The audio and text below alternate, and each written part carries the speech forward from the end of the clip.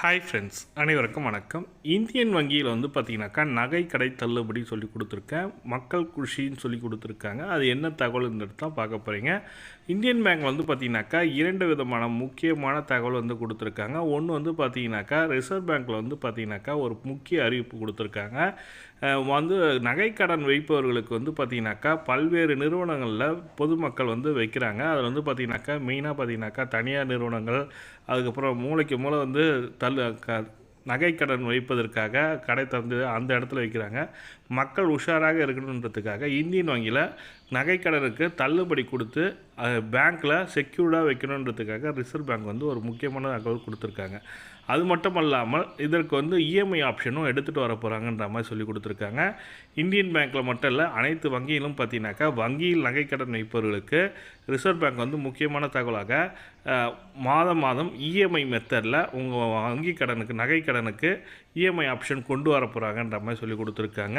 அந்த EMI option எடுத்துகிட்டு வந்தாங்கன்னா உங்களுக்கு மாதம் மாதம் இவ்வளோ கட்டுங்க, அது மாதிரி ஒரு 12 மாதம் இல்லை ஒரு வருஷம் 24 மாதம் 36 மாதம்ன்ற மாதிரி கட்டினீங்கனாக்கா உங்கள் நகையை மீட்டு கொள்ளலாம் அப்படின்ற மாதிரி சொல்லி கொடுத்துருக்காங்க ரிசர்வ் பேங்க்கு. அதனால் ரிசர்வ் பேங்க் வந்து பார்த்திங்கனாக்கா இஎம்ஐ ஆப்ஷன் கொண்டு வந்திருக்காங்க.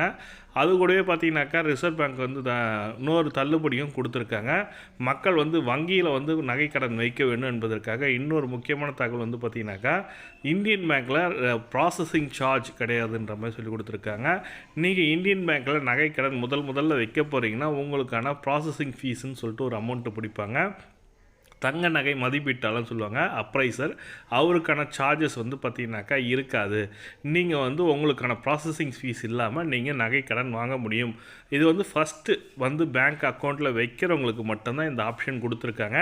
இப்போ தான் ஃபஸ்ட்டு கோல்டு லோன் நான் வைக்க போகிறேன் சார் இந்தியன் பேங்க்லன்றவங்களுக்கு இந்த ஆப்ஷன் கொடுத்துருக்காங்க. அது மட்டும் அல்லாமல் விவசாய பெருங்குடி மக்களுக்கும் ஆர்பிஐ வந்து பார்த்திங்கனாக்கா கொடுத்துருக்காங்க. என்ன சொல்லியிருக்காங்கன்னா விவசாயிகளும் தங்க நகை கடன் வாங்கும்பொழுது அவர்களுக்கும் ப்ராசஸிங் ஃபீஸ் வாங்கக்கூடாது, அதனால் அவங்களுக்கு தள்ளுபடி பண்ணணுன்ற மாதிரி கொடுத்துருக்காங்க.